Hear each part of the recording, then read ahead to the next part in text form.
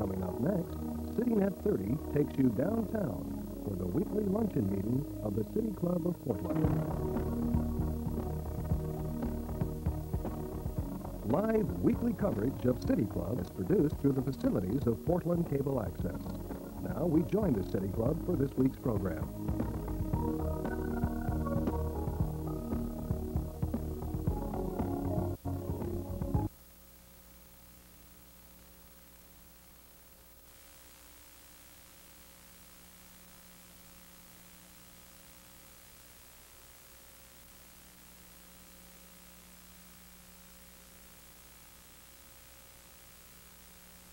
Good afternoon, ladies and gentlemen. Good afternoon.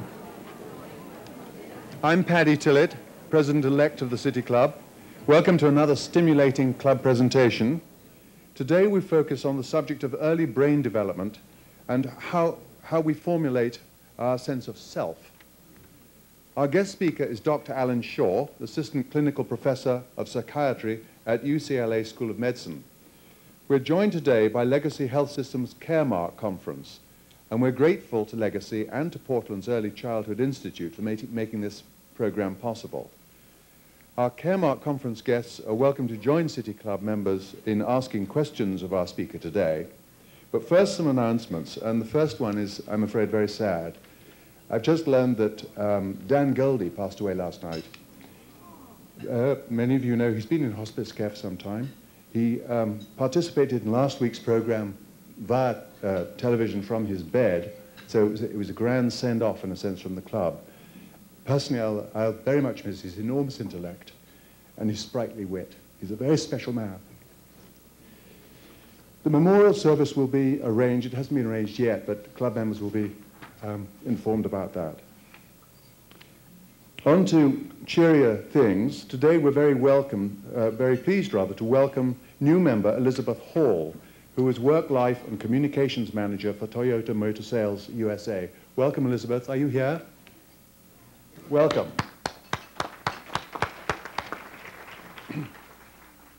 We hope that you'll all join us next Friday, April the 27th, for a special program focusing on Oregon's election law, as Secretary of State Bill Bradbury addresses the question, could the Florida fiasco happen here?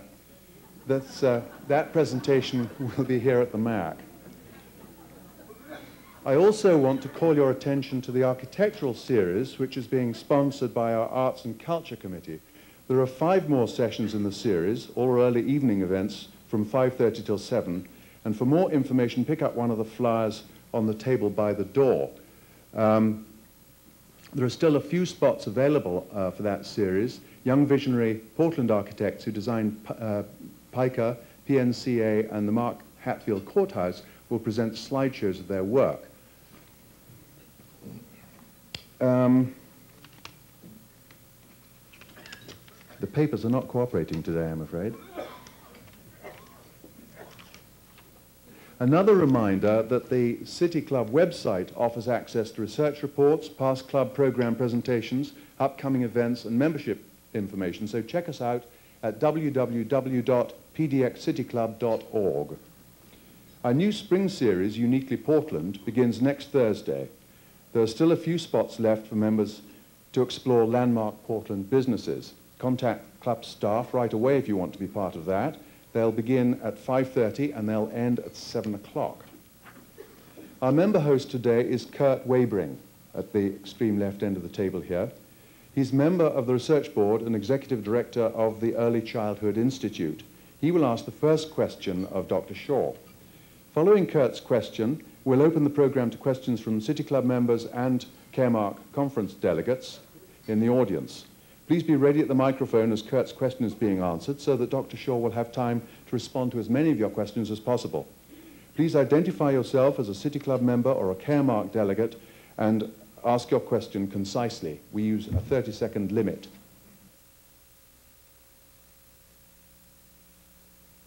Broadcasts of the City Club programs this quarter are made possible in part by corporate underwriting from Kaiser Permanente Health Systems, Wells Fargo Bank, and Portland General Electric. We're very grateful for their support. Dr. Allan Schore will be introduced by Norwood Knight Richardson, an accomplished psychiatrist and Medical Director of the Caremark Behavioral Health Services here in Portland. Dr. Knight Richardson's resume is so impressive that it's tempting to introduce him more fully, but instead I'll simply make way for his introduction to Dr. Schore.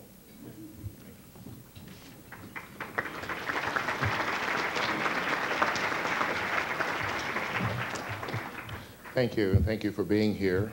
We also thank our co-sponsor, Legacy Healthcare Systems, and their continuing medical education program. We have a fascinating topic before us today, presented by a fascinating individual, Dr. Allan Schore, who's led a fascinating life. And as the day goes on, I learn more about him and wish that I had more time to spend with him before he goes back to California. But it's close enough, and I think that I will have more time to discuss this. Today we're talking about affect regulation, a fundamental process of psychobiological development, brain organization, and psychotherapy. For those of you related to the field of psychiatry, you know that we use the model, the biopsychosocial model, pulling in biological factors, social factors, and psychological factors in consideration of pathological processes or indeed developmental processes in each individual. I think Dr. Schore has a wonderful approach to this and is able to pull together the science and the research from each of these areas in a beautiful statement of how they are correlated and how we might use those, more importantly, on a practical level as clinicians and as educators, indeed as parents and as politicians, as we make decisions about budgeting for programs that our society needs in order to raise healthier children and families. Dr. Schore has a Ph.D. in clinical psychology. He's currently on the faculty in the Department of Behavioral Sciences at the University of California, Los Angeles Medical School. He's an accomplished lecturer, and he is an accomplished author, and I believe he has a copy of his book here, which I've perused and intend to read myself. So please join me in welcoming Dr. Allan Schore.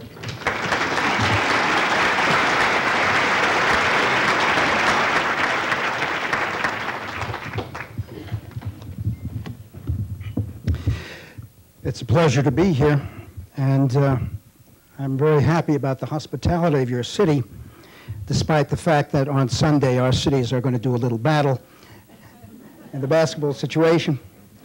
I'm particularly pleased about the nature of the audience. I'm used to interdisciplinary audiences due to my work, and usually neurologists are speaking to psychiatrists and psychologists. But over the last year, my work has moved more and more into prevention, and so now last year I'm speaking to Head Start audiences, politicians, and here's the business community together with the mental health community about matters which deeply affect us all. What I want to talk about is, actually the title of this is Early Brain Development and Sense of Self. And what I want to point out is that, as you know, in this decade of the brain, there's now a flood of information that is coming in about infants and about early brain development. But what we're looking at here is more than just new data. We're also looking at data that is now rich enough for us to form theoretical models with which to understand this data.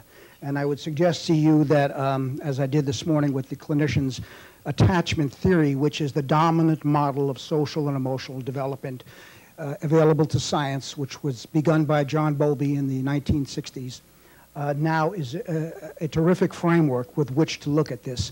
And many of the ideas of attachment theory are now being deepened by this work. And so I'm suggesting also that these models are leading, these theoretical models are now leading both to deeper clinical research investigations on the one hand, but also I would suggest to you really highly valuable practical applications of this work. So at this point, although the decade of the brain has ended, it's clear that we're now in the midst again of a remarkable period in which dramatic new technologies continue to concentrate their focus upon certain basic problems of human psychology. And so current brain imaging studies are giving us a more comprehensive picture of how the brain performs its essential adaptive function, which is detecting changes in both the environment and in the body so that internal alterations can be made in order to adapt to different contexts, so that human beings can adapt to different stresses. In this talk, I want to suggest that very recent findings in neuroscience, which again integrate very nicely with attachment theory, the dominant model of social emotional development available to science, can offer us more powerful models of how events influencing early brain development indelibly shape the origin of the self. The Oxford Dictionary defines self as, quote, a person's individuality or essence at a particular time or in a particular aspect, a person's nature, character, or physical constitution. For some time, psychology and psychiatry have assumed that the origins of the personality trace directly back to early childhood. Think of Freud and Piaget. Current developmental research not only strongly supports this notion, I would suggest it deepens our understanding of the mechanisms that underlie adaptive self-functions. Indeed, the question of why the early events of life have such an inordinate influence on literally everything that follows is one of the fundamental problems of science. How do early experiences, especially emotionally or affectively charged experiences with other humans, induce and organize the patterns of structural growth that result in the expanding functional capacities of a developing individual? We now know that the concept of early experiences connotes much more than an immature individual being a passive recipient of environmental stimulation. Rather, these events represent active transactions between the infant and the early environment. The most important aspect of the environment is the social environment, the relationship the infant has with his caregivers. These early social emotional events are imprinted into the biological structures that are maturing during the early brain growth spurt and therefore have enduring effects. The stupendous growth rate in the first year is reflected in the increase of brain weight from 400 grams at birth to over 1,000 grams at 12 months. The human brain growth spurt, which begins in the last trimester and is at least 5/6 postnatal, continues to about 18 to 24 months of age. We now know that the genetic specification of neuronal structure is not sufficient for an optimally functional nervous system. In other words, it's not encoded in the genes. Rather, the environment also powerfully affects the structure of the brain. So the question is, to what extent can the genetic potentials of an infant brain be augmented or optimized through the experiences and activities of the infant with its own particular caregiving environment?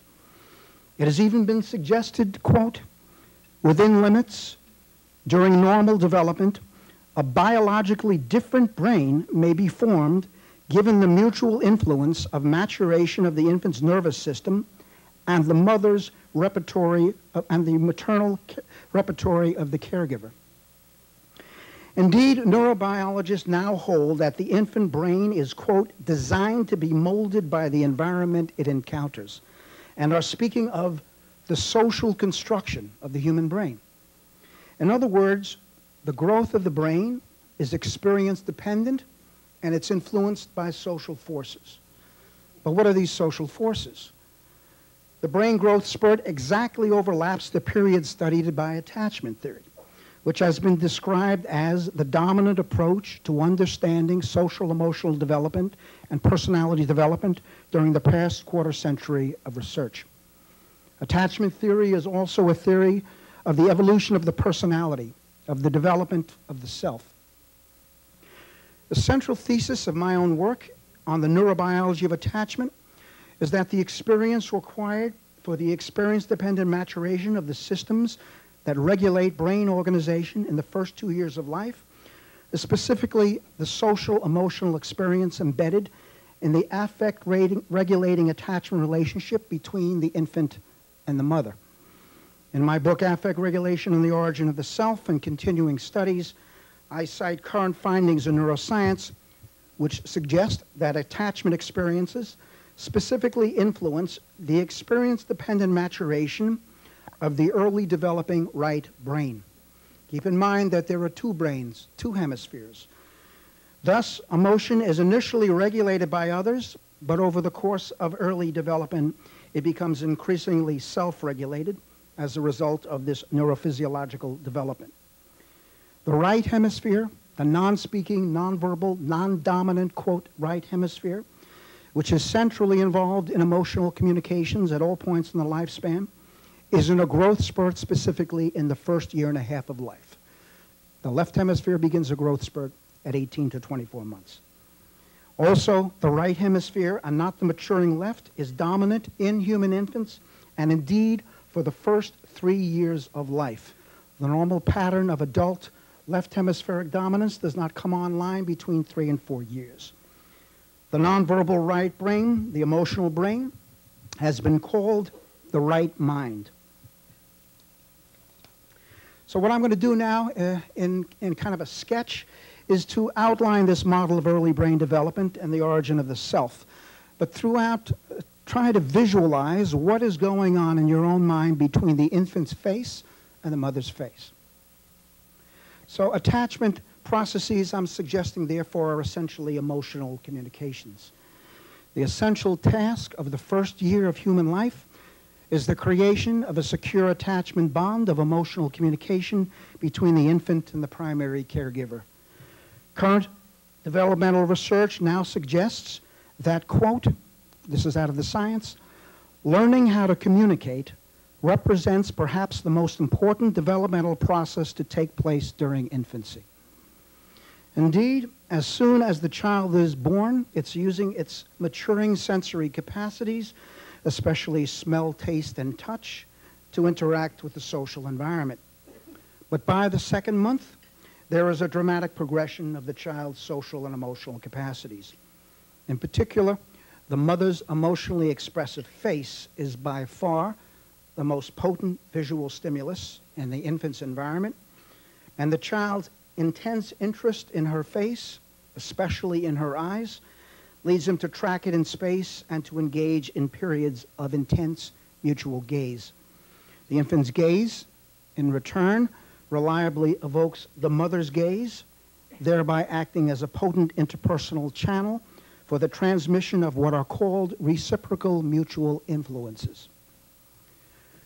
Now, these face-to-face interactions, again, which emerge now we know at approximately 2 months, are highly arousing, affect-laden, very short interpersonal events that expose infants to high levels of cognitive and social information.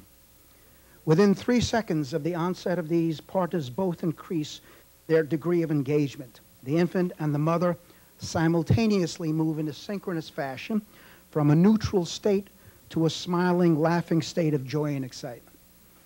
This communication appears instantaneous, but a frame-by-frame analysis of film shows that it is actually an organized dialogue occurring within milliseconds, and it acts as an interactive matrix in which both partners, on a moment-to-moment basis, at levels beneath awareness, match states, and then simultaneously adjust their social attention, stimulation, and accelerating arousal in response to the partner's signals.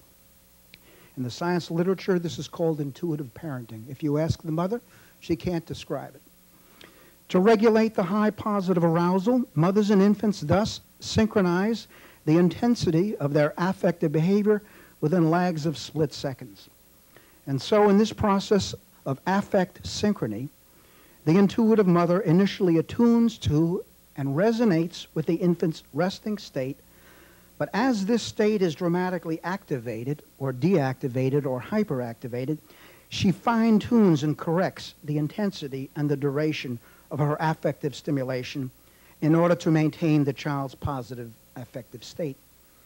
These changes, which allow her to micro-regulate the infant's state, are so rapid that they are occurring again at levels beneath awareness and therefore described as an unconscious bond of emotional communication. The Oxford Dictionary defines resonance as a shared feeling or sense.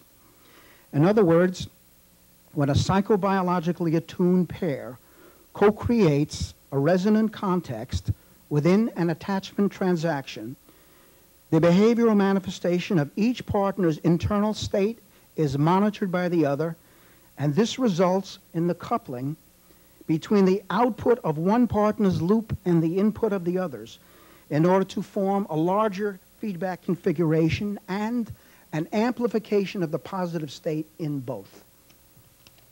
Infant researchers refer to the delight the infant displays in reaction to the augmenting effects of the mother's playful, empathically attuned behavior, her amplification and resonance with the child's feelings. They describe a particular maternal social behavior which can, quote, blast the infant into the next orbit of positive excitation and generate joy, excitement, and vitality affects.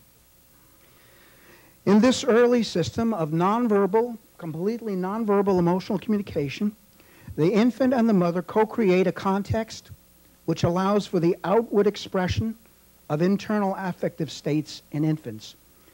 The burgeoning capacity of the infant to experience increasing levels of accelerating positive affects, to experience joy and excitement, is thus at this stage amplified and externally regulated by the psychobiologically attuned mother, and it depends upon her capacity to engage in an interactive emotion communicating mechanism that generates these in herself and her child. Think if the infant is looking for the first 9 months of life at a flat face of a depressed caregiver. In this interpersonal context of what is called contingent responsivity, the more the mother attunes her activity level to the infant during periods of social engagement, the more she allows him to recover quietly in periods of disengagement, and the more she contingently responds to his signals for re-engagement to go back into the dance, the more synchronized their interactions. The primary caregiver thus facilitates the infant's information processing by regulating at an intuitive level the mode, the amount, the variability, and the timing of her stimulation to this individual's actual integrative capacities, to this individual's psychobiological predisposition, its temperament.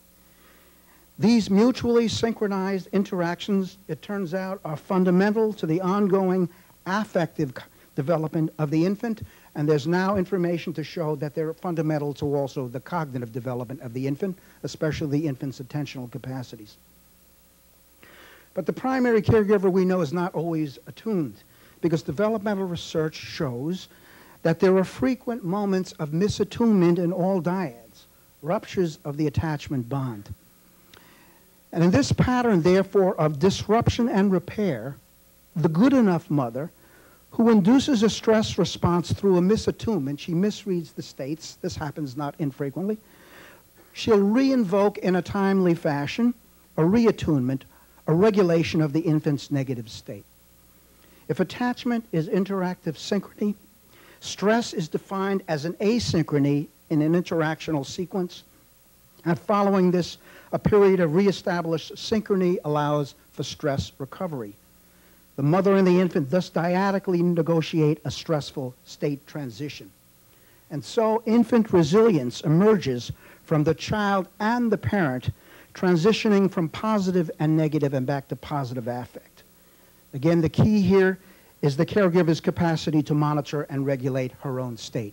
This leads me to believe that resilience is not totally genetically controlled, but that the infant learns this resilience through going through these positive and negative states with the caregiver. Over the course of the first year, the caregiver's regulation of positive affective states in play and negative states in interactive repair underlie the formation of an attachment bond between the infant and the primary caregiver. In the second year, the father comes on to play another role where the infant now attaches to the father. Attachment, therefore, is the interactive regulation of emotion, and I'm suggesting the substrate of empathy. The baby becomes attached to the psychobiologically attuned regulating caregiver who not only minimizes negative affect and comforts, but also maximizes opportunities for positive affect in play states. But attachment is more than overt behavior. It's internal. It's built into the nervous system in the course and as a result of the infant's experience of his transactions with the mother. But how? Current models describe how these same nonverbal emotional communications that induce these instant emotional effects also facilitate brain growth. And so it is now thought that, quote, the intrinsic regulators of human brain growth in a child are specifically adapted to be coupled by emotional communication to the regulators of adult brains. And these transactions, the resonance of the dyad, ultimately permits the intercoordination of positive affective brain states. The baby's brain, which remember is more than doubling in size in the first year, is not only affected by these transactions, its growth literally requires brain-brain interaction in the context of an intimate positive affective relationship. This interactive mechanism requires older brains to engage with mental states of awareness, emotion, and interest in younger brains. And it involves a coordination between the motivations of the infants to attach and the subjective feelings of adults. But we know that the different parts of the brain mature at different rates. Recall I said the right hemisphere is dominant and is in a growth spurt in the first year and a half. So the question is, what parts of the brain are involved in these attachment communications? Indeed, it is now thought that, quote, the emotional experience of the infant develops through the sounds, images, and pictures that constitute much of an infant's early learning experience and are disproportionately stored or processed in the right hemisphere during the formative stages of brain development. And so I've suggested in a number of works that in these affectively synchronized, psychobiologically attuned, face-to-face interactions, the infant's right hemisphere, which is known to be dominant for the infant's recognition of the mother's face, but also dominant for processing visual emotional information and also processing the emotional tone of her voice, is focusing her attention and is therefore regulated by the output of the mother's right hemisphere, which is known to be dominant for nonverbal communication, for the processing and expression of facially and vocally expressed emotional information, and indeed for the maternal capacity to comfort the infant. The mother is downloading emotion programs into the infant's right brain.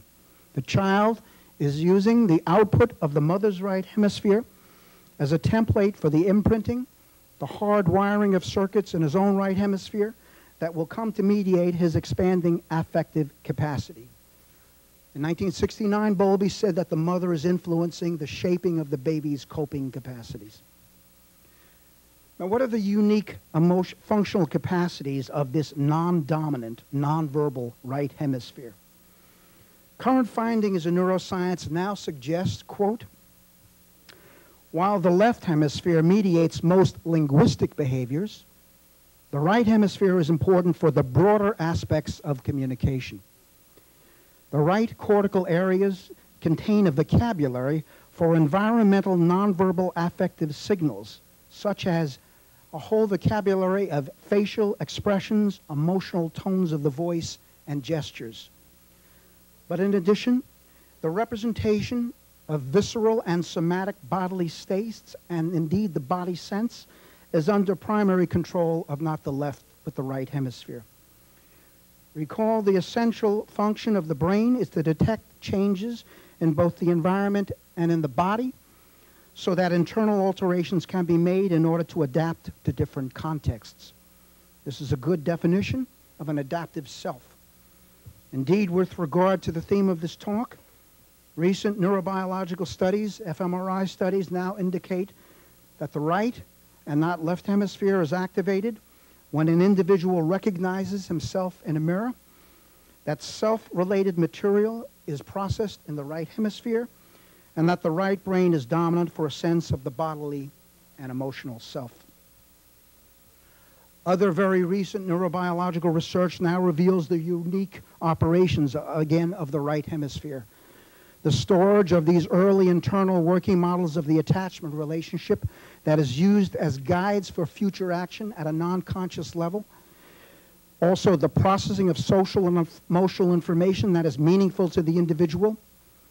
The processing of information from within the body. These are all on the right. The ability to empathize with the emotional states of other human beings. The mediation of processes that underlie moral development. On the right, the appreciation of humor, a mechanism for coping with daily stress. The cerebral representation of one's own past and autobiographical memory. And the capacity to mentally represent and become aware of subjective experiences in the past, present, and future. In fact, for the rest of the lifespan, the right brain is centrally involved in the vital functions that support survival and enable the organism to cope actively and passively with stress. And so its adaptive functions mediate the individual's regulatory stress coping mechanisms. Again, researchers are now concluding that the attempt to regulate affect is the driving force of human motivation, and this regulation model highlights the critical role of attachment experiences in the development of the self. So let me end by giving a summary overview in less scientific language, if you will, of the current rapid advances in developmental psychology and brain research, which I'm suggesting can offer us the following perspective of the early development of the self. It is now clear that psychological and physical health are inextricably intertwined, and that emotional development is the integrating link between mind and body. This interweaving of the mental and the biological realms is present at the very beginnings of human life. But the current explosion of infant research indicates that the human self, an individual's defining personality or character, his or her essential psychobiological nature, is not fully present at birth. The course of a healthy childhood is reflected in the expanding adaptive psychological and biological functions of a developing self. These capacities are, in turn, a product of the child's maturing brain, mind, body systems, and they optimally evolve only in a growth-facilitating social-emotional environment. This environment provides not only adequate amounts of essential nutrients, but in addition, a range of essential social and emotional experiences that also fuel the brain growth spurt of the first 2 years of life. In light of the dual principles that the earliest stages of self are critical to the further growth of the personality, and that nature's potential can be realized only as it is enabled by nurture, the optimal development of the earliest manifestation of self-potential involves more than just a genetically programmed inborn tendency to organize experiences. It also requires certain types of specifically social-emotional experiences that are co-created in a relationship with a caregiver, with caregivers who are attuned to the infant's internal states and responsive to the child's communications of such states. The emotional interaction between an infant toddler and mature adult is thus the crucible, the nurturing matrix out of which the child's self is cultivated. All later continuing development, I suggest, rests upon this psychobiological base. In terms of attachment theory, the dominant theory of social-emotional development science, in the first year, the primary caregiver is providing certain regulated emotional experiences that allow for a secure bond between the two of them to form, a two-way channel of emotional communication to be created. As a result of this essential developmental accomplishment, the child can begin to acquire essential knowledge about his or her own as well as the mother's internal states, about how he or she can regulate these states by being with other human beings or within him or herself. In other words, in an optimal scenario, the infant is an active, co-participant in a relationship with an emotionally attuned primary caregiver who provides self-maintaining experiences. That is, one who expands opportunity for positive emotion and minimizes states of negative emotion. These experiences again occur in affect attunement interactions embedded in infant-mother play interactions, as well as in comforting reattunement transactions that occur after instances of stressful misattunement. Experiencing the joy of being the gleam in the parent's eye and of having the secure feeling that one is under the watchful eye of the mother, even when she's not physically present, supports and nurtures the infant's burgeoning positive self-esteem. Over the course of the first year, these same attachment experiences, as I've mentioned, directly influence the growth of the infant's brain, especially the higher areas of the right brain that are involved in reading the emotional faces, voices, and gestures of other humans, in appraising bodily responses to such stimuli, in regulating resultant emotional states, and in coping with internal and external stress. By the end of the second year, the cumulative attachment history with both parents allows for a more complex right brain. This maturational advance now mediates an internal sense of security and resilience that comes from the intuitive knowledge that one can regulate the flows and shifts of one's emotional state, either by one's own coping capacities or within a relationship with caring others. The outcome of a secure attachment is thus, I would suggest, a reflection of the optimal development of the higher levels of the right brain, which now are interacting with areas of the left hemisphere. The developmental advance in right brain complexity is responsible for empathy, and therefore I would suggest, even more so than language, that which makes us most human. With an intact, relatively efficient right brain, or right mind, a securely attached child is now capable of appreciating that certain internal subjective states are shareable with others, that one is a human amongst other humans. This capacity for empathy gives him or her a sense of connectedness with others, and therefore a human identity. To be a biological human and to be a psychological human are two very different things. To have the body of a human being is one thing, but to be able to feel that one's needs are of value to self and others, I would suggest only emerges as a result of having the experience at the very beginning of life of being part of an ongoing relationship with an emotionally attuned adult human, a good enough mother. In closing, I want to point out that I've described an optimal developmental scenario, one that facilitates the experience-dependent growth of an efficient regulatory system in the right hemisphere that supports functions associated with a secure attachment. But as we know, on the other hand, growth-inhibiting environments of relational trauma negatively impact the ontogeny of these regulatory and attachment systems. What if the caregiver is not the source of security, but the source of alarm?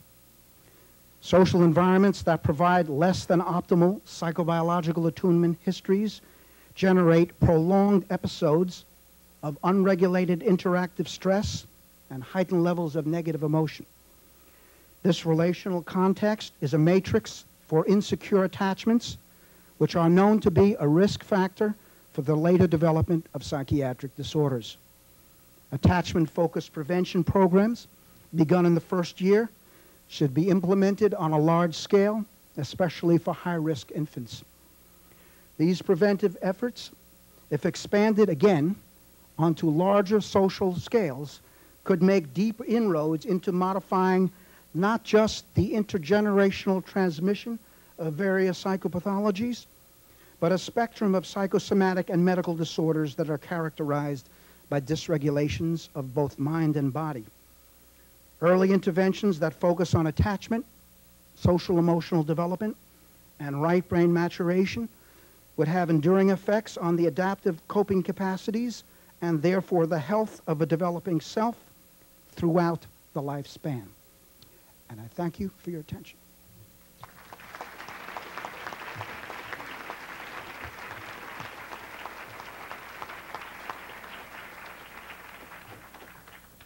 Thank you, Dr. Schore.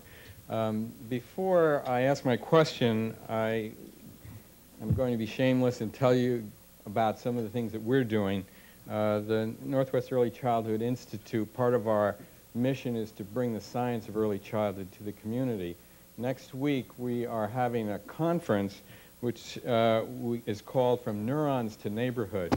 And it's from a book, this is the executive summary, of a 2-year study by a National Science Council panel of 17 of the best experts in the country.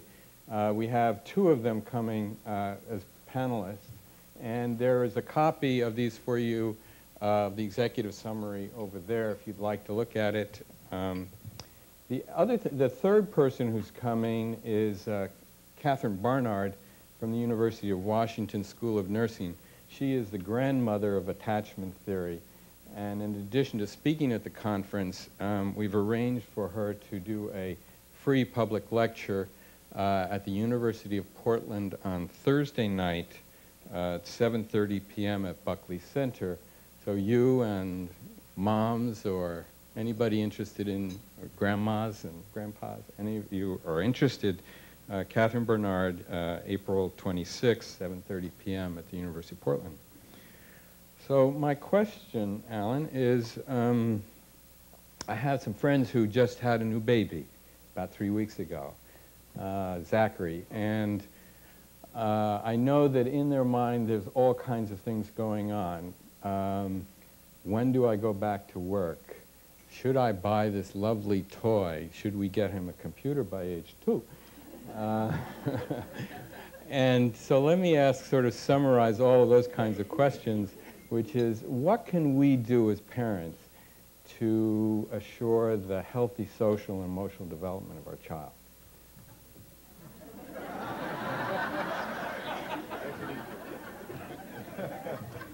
15 minutes.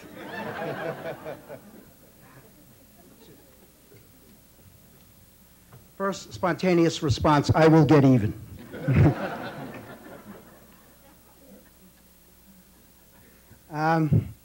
Actually, I have a couple, I'll just sketch out a couple of thoughts here.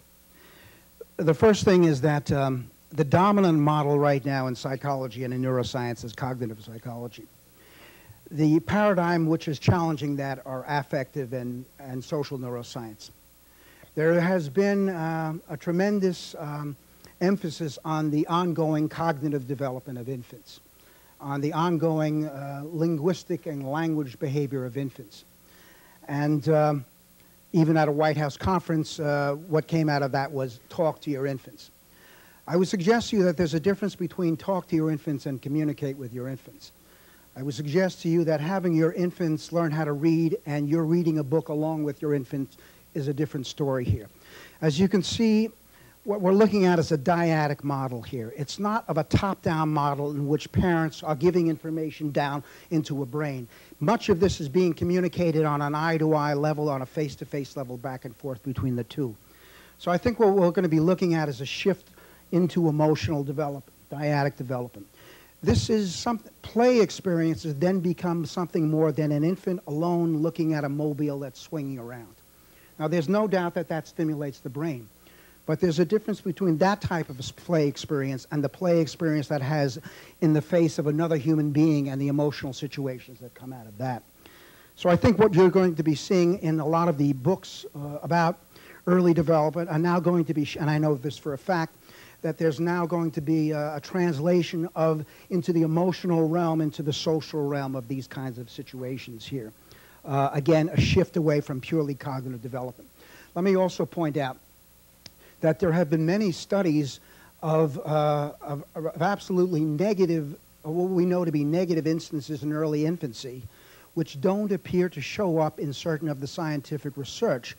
The problem is what kind of measures you're using.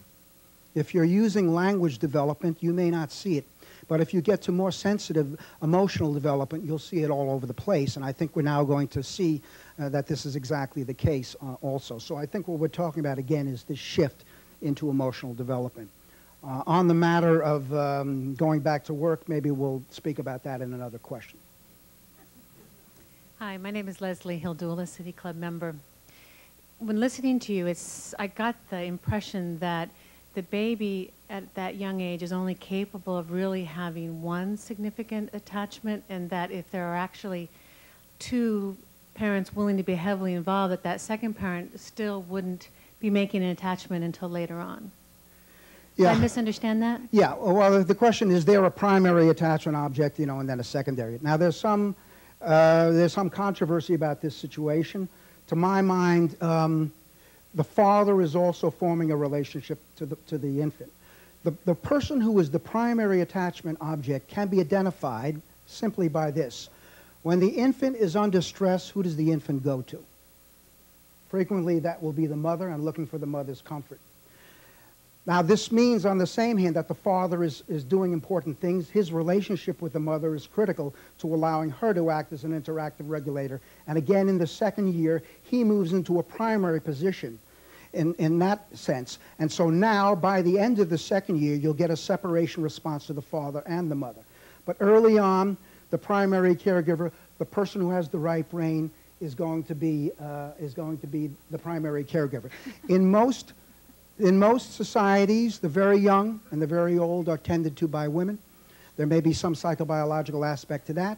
And as I mentioned to most of this audience this morning, there is now tentative evidence to show, we're not sure, that men have right brains. But we're not sure. Right. Hi, I'm Martha Maroney, City Club member. This is regards something that I saw on TV not long ago, and it addresses a slightly later stage of development than what you've been talking about, but it was fascinating. The idea that young children have the capability to make symbolic associations before they have the muscular capacity to speak.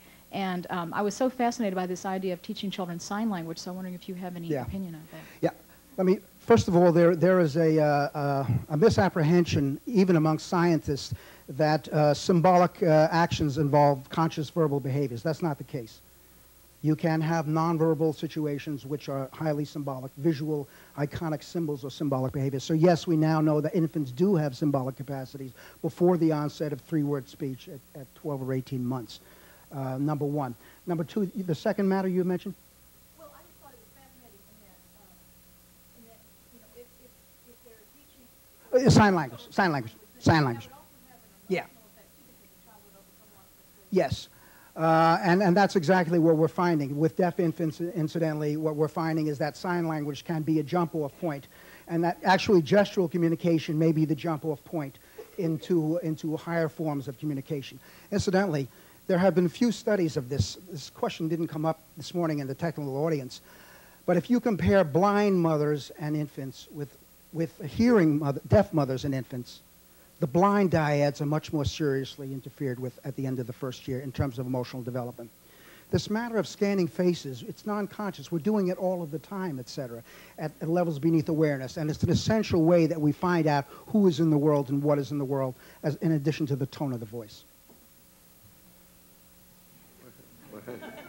Thank you, Ray. Carol Witherall, City Club member. In this wonderful executive summary of From Neurons to Neighborhoods, I read that young children are the poorest members of society and are more likely to be poor today than they were 25 years ago. This in a time of rapid economical development and affluence in our nation. What can an organization like City Club and like the conferences that are represented here and next week do to raise public consciousness that it is shameful that in this country at this time, the health care options, the child care options, the family support opportunities, the stable, adequate employment and income opportunities that lead to healthy families, communities, and attachment with our youngsters is unconscionable. What can we do to put this forward on the agenda at the regional, state, and national level? It really comes alive when you visit Reggio Emilia, Italy, and see how they care for children.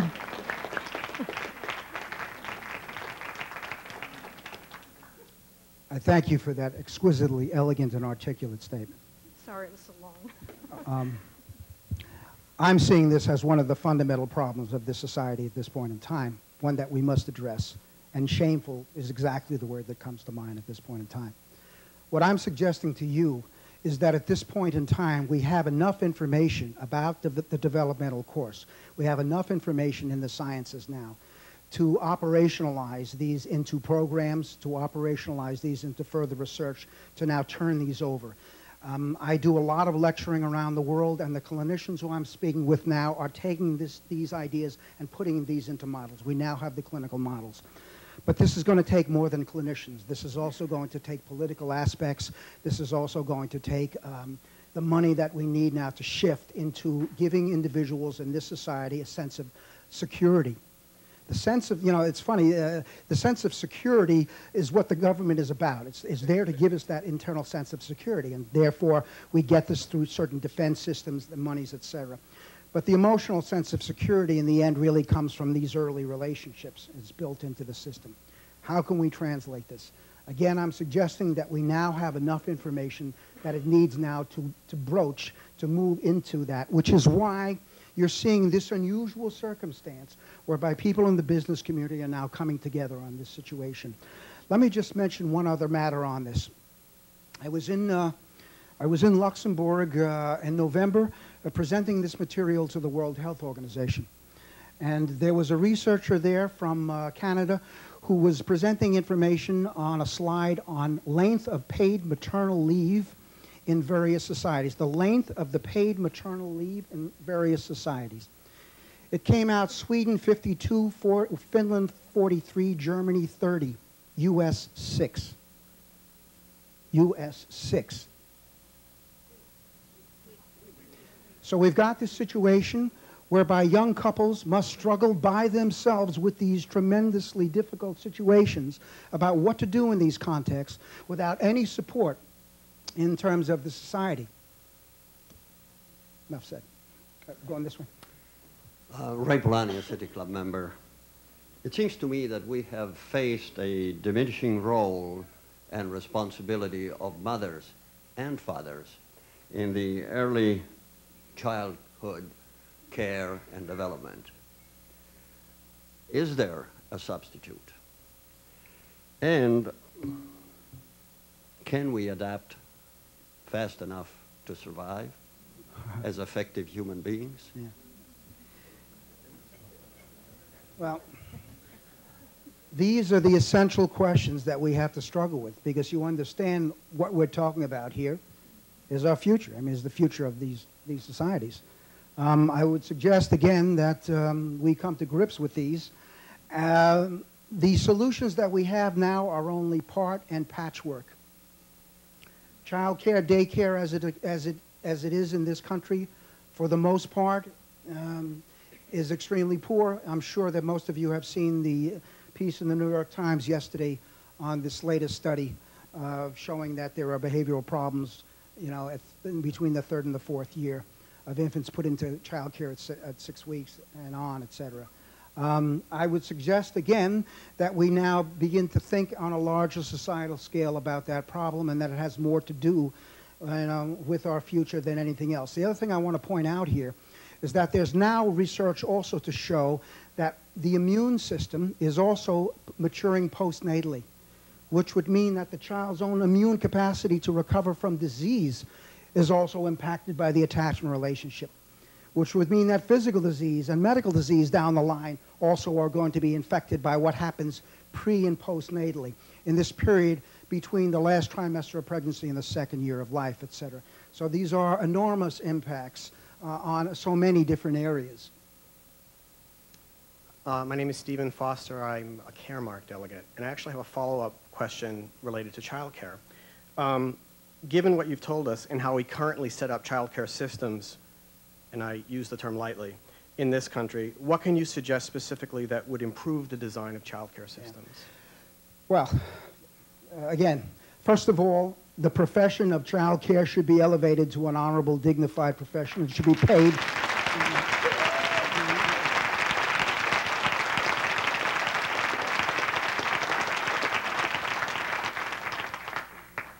And should be paid accordingly.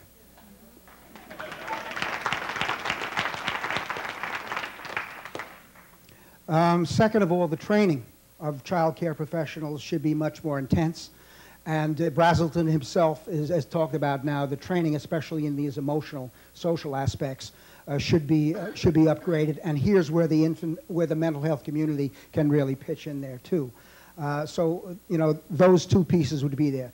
The third piece I would think is that we need to see continuity. That is, you'll have a much better situation if when a child goes into child care, the same person is staying with that child along the lifespan rather than switching him off and passing him down the line from the 2nd month to the 6th month to the 12th month. The whole idea is continuity and familiarity. So that's also another piece in there. But I would suggest I throw it back to you. I mean, I throw it back to you then to really think about this problem and how we can deal with it in more practical ways than we're dealing with. In other words, not to ignore it, because I think that what we're seeing right now is the effect of completely ignoring the problem, of not paying any attention to the problem. And we're paying for it in spades, I'm suggesting. Collie Miller, delegate. I was curious about when you were speaking about under duress, we changed from the left hemisphere to the right hemisphere, and that at that point we were in a transferential state. Is that suggesting that as therapists, that is the primary time to intervene when somebody is in a high state of duress, that our interventions are more powerful? Absolutely. Okay. You know, absolutely. It's at the, what we're talking about here are the adequacy or inadequacy of stress coping mechanisms. And so very frequently, if you want to see how adequate or inadequate, what you do is you stress it. Just as in medicine, we stress with the heart. You know, we stress the heart, then see its capacities, etc. So if you want to know, you're not looking at a person in a basal state, you're looking at them in a stress state. So these moments of rupture, these moments of where a dyad or a husband and a wife are now rupturing, etc., what they can do to recover from that, and the intervention at that point, that really seems to be the key, as also in psychotherapy, the ruptures of the attachment bond between the patient and the therapist. These are not technical mistakes. These are opportunities now for interactive repair and for the work to go on. I'll speak more about that with the clinical audience this afternoon. Brad Perkins, member. You didn't speak too much about the criminal justice system and services for children and family. What more can be done to protect children through the legal system, where a lot of children are affected through the drugs of the parents and so on? Well, since these essential coping systems are setting up in pregnancy, therefore these drugs would be negatively impacting the brain, those parts of the brain that are growing at that point in time. Let me just say that attachment theory is looking very specifically into the problems of violence. The areas of the right hemisphere that I've talked about, the orbital frontal area, is the essential area that is dysregulated in violence. There is also now a rather strong connection between the most severe forms of attachment disturbances, which are technically known as disorganized, disoriented, insecure attachments, and violence.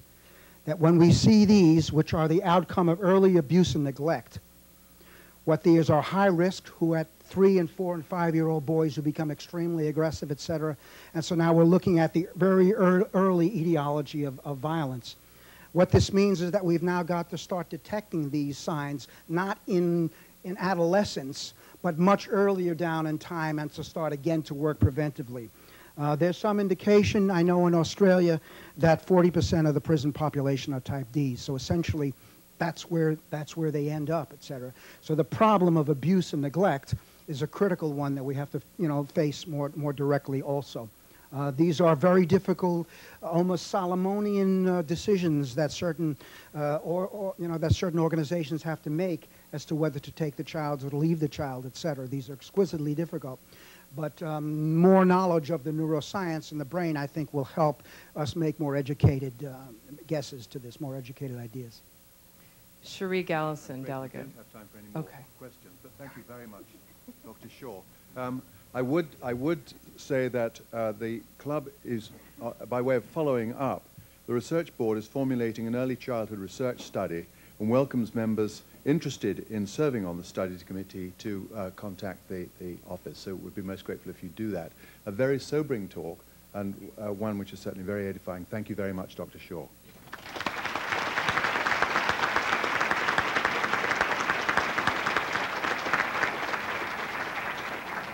We're adjourned.